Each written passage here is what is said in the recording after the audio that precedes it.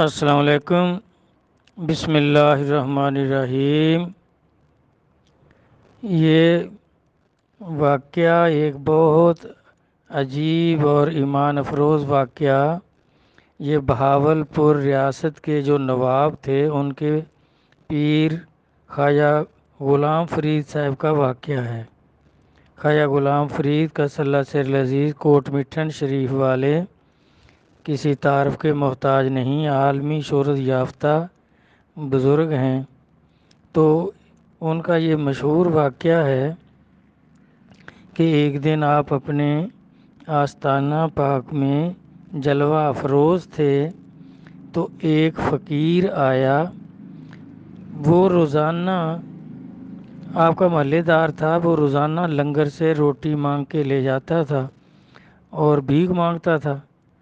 ایک دن اس کو کیا سوجی کہ وہ گھوڑی پر سوار ہو کر امامہ باندھ کر خواجہ صاحب کے آستانہ پاک کے مین دروازے صدر دروازے پر آ کر اس نے آواز دی تو خواجہ صاحب وہاں سے کوئی 50 میٹر دور گدی پر جلوہ افروز تھے۔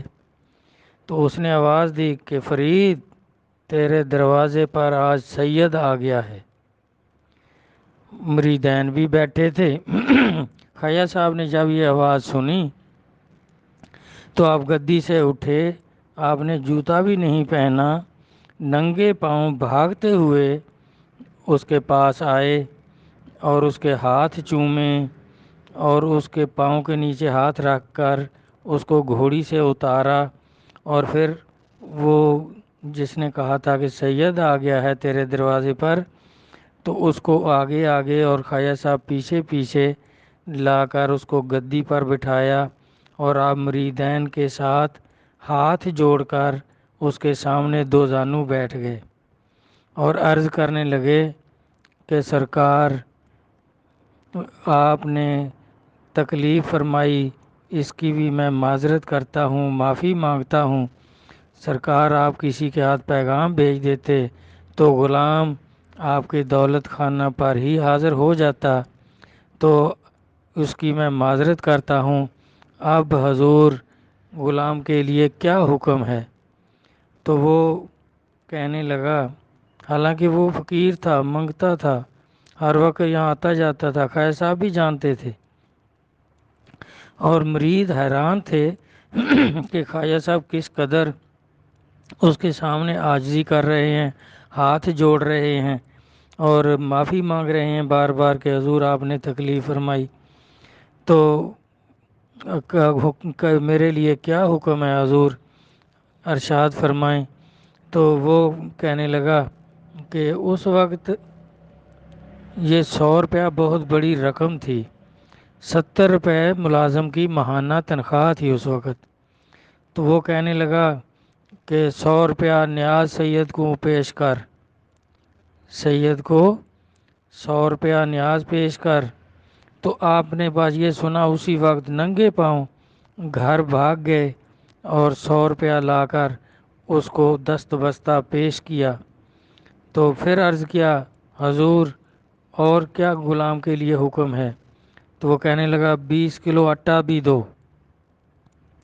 تو آپ خود فوراً، مریدوں سے نہیں کہا، مرید حیران پریشان تھے کہ ہمیں حکم فرمائیں، ہم یہ سارے کام کریں، لیکن نہیں، خواجہ صاحب بھاگتے ہوئے لنگر خانہ گئے اور وہاں سے خود بورے میں آدھا بورا کر کے 20-30 کلو یعنی آٹا اپنے سر پہ اٹھا کے لا کر پیش کیا کہ حضور یہ حاضر ہے، اور کوئی حکم؟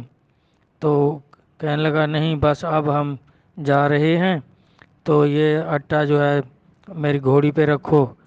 تو آپ سید بادشاہ جو تھے وہ آگے آگے چل پڑے اور آپ آٹا خود اٹھا کر اس کے پیچھے پیچھے، تو وہاں اس کے پاؤں کے نیچے ہاتھ رکھ کر ان کو گھوڑی پر سوار کیا اور پھر آٹا ان کی گھوڑی پر رکھ دیا اور عرض کیا، حضور میں آپ کے دولت خانہ پر چھوڑ آتا ہوں۔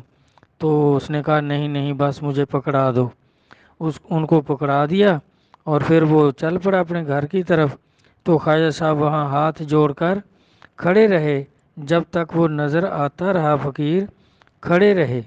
جب وہ اپنے گھر پہنچ گیا، نظر آنے سے غائب ہو گیا، تو آپ واپس آ کر پھر گدی پر بیٹھ گئے۔ تو مریدین عرض کرنے لگے کہ حضور آپ کو کیا ہو گیا آج؟ یہ وہی فقیر تو ہے جو روزانہ یہاں لنگر سے روٹیاں مانگنے آتا ہے، تو آپ اس قدر اس کا کر رہے تھے۔ تو آپ نے فرمایا تم لوگوں نے سنا نہیں وہ کہہ کیا رہا تھا کہ فرید تیرے دروازے پر سید آ گیا ہے۔ تو جب میں نے دیکھا تو خود پنجتن پاک میری طرف متوجہ تھے کہ دیکھتے ہیں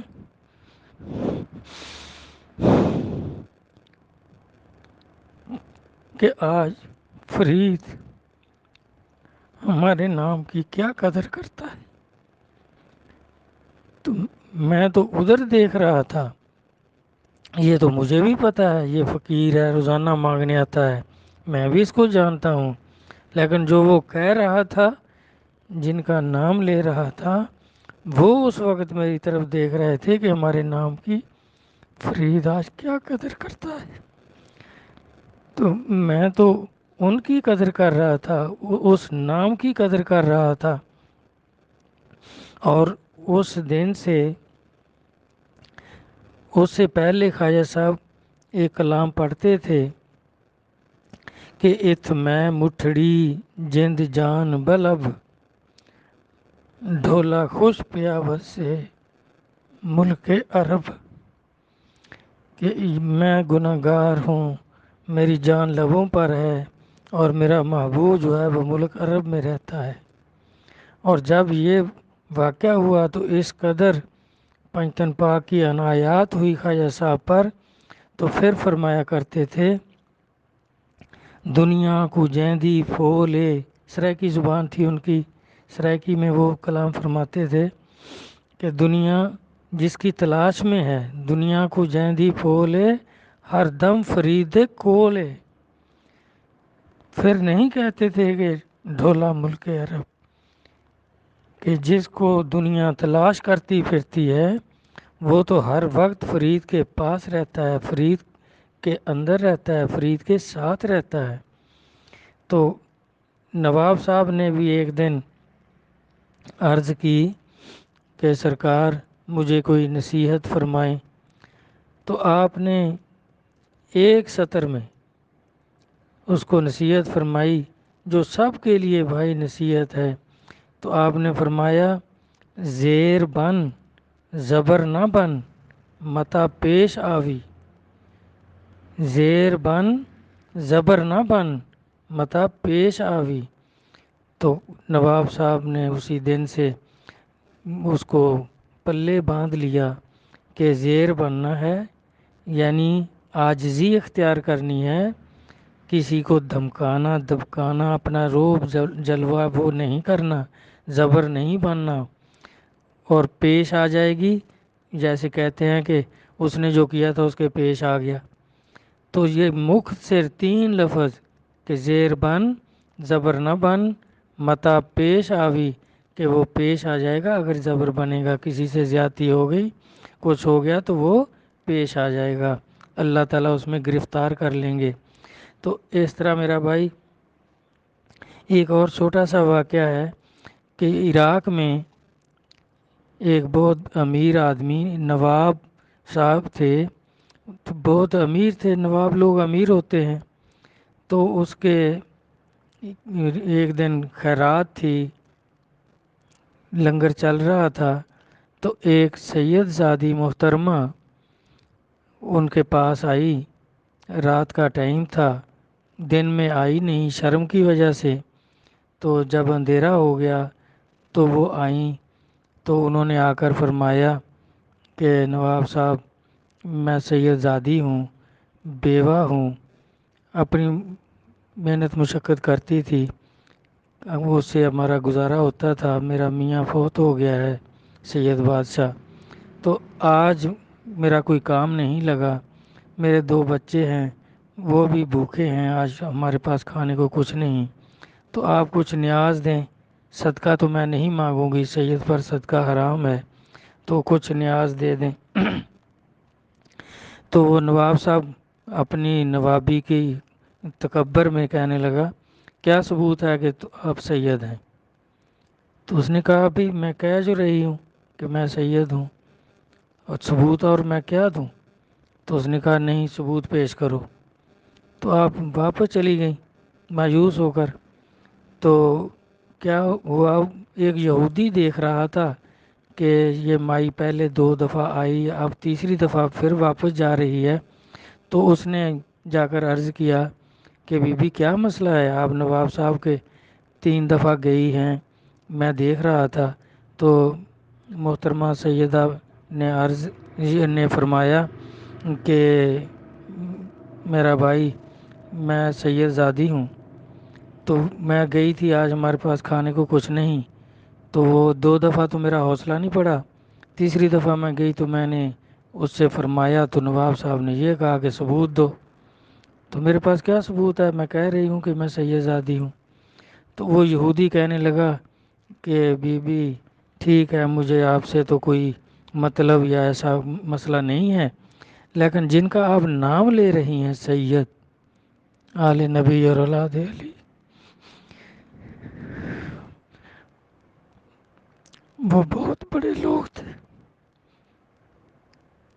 تو آپ ایسا کریں، میں اپنے اس کا بھی بہت بڑا مکان تھا کہ میں اس میں آپ کو رہائش دیتا ہوں، ساری عمر کا خرچہ، آپ کے بچوں کا خرچہ، دوائی کا خرچہ، کھانے پینے کا، پہننے کا، سب خرچہ میرے ذمے ہے۔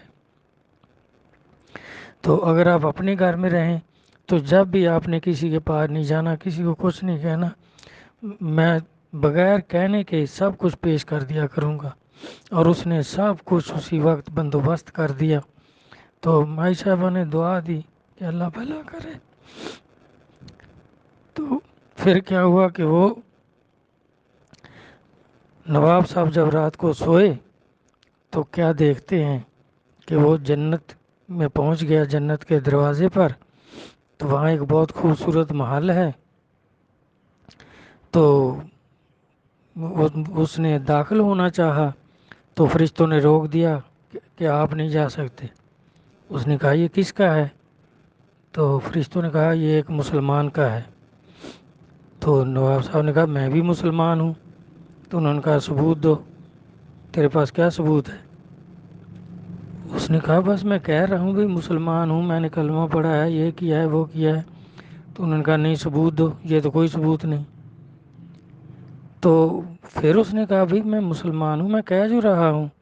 تو فرشتوں نے فرمایا کہ وہ جو مائی جو کہہ رہی تھی کہ میں سید بادشاہ ہوں، سید زادی ہوں، آل نبی اولاد علی ہوں، تو آپ اس سے کیا ثبوت مانگ رہے تھے؟ جاؤ نکل جاؤ یہاں سے، آپ اس میں داخل نہیں ہو سکتے۔ تو اس کو گھبراہٹ میں جاگ ہو گئی، تو اس نے پتہ کیا کہ بھئی مائی کدھر ہے، میں اس کی خدمت کروں، غلطی ہو گئی۔ جب وہ گیا تو وہ یہودی نے سارا بندوبست کر دیا ہوا تھا۔ تو مائی نے بتایا کہ بھئی ہمارا تو سب کچھ انتظام ہے، ہمیں اب کوئی ضرورت نہیں، آپ تشریف لے جا سکتے ہیں، بالکل ادھر کبھی بھی مت آنا۔ تو وہ یہودی کے پاس گیا کہ بھائی ٹھیک ہے، مجھ سے غلطی ہو گئی تھی، آپ ایسا کریں جو کچھ آپ نے دیا ہے وہ اس سے ڈبل مجھ سے لے لیں، اس سے ڈبل مجھ سے لے لیں۔ تو وہ بچے اور سیدزادی جو محترمہ ہیں وہ اب اس کی خدمت مجھے کرنے دیں۔ تو وہ یہودی کہنے لگا اب سب کچھ دیکھ کر آیا ہے نا، اور بھائی اپنا کام کر، نبی علیہ الصلوۃ والسلام تشریف لا کر مجھے مسلمان کر کے اپنا امتی بنا گئے ہیں، وہ میرا محل ہے جو تو دیکھ کر آیا ہے، نکل جا یہاں سے۔ تو اس طرح میرا بھائی ہمارے لیے یہ سبق ہے، ایمان افروز واقعہ ہے کہ جس نے بھی اس لفظ کی بھی تعظیم کی بھائی دونوں جہان میں کامیاب ہو گئے۔ اللہ تبارک تعالی ہم سب مسلمانوں کو سادات کا احترام کرنے کی، ان سے فیض و برکت حاصل کرنے کی توفیق عطا فرمائے، آمین۔ اللہ حافظ۔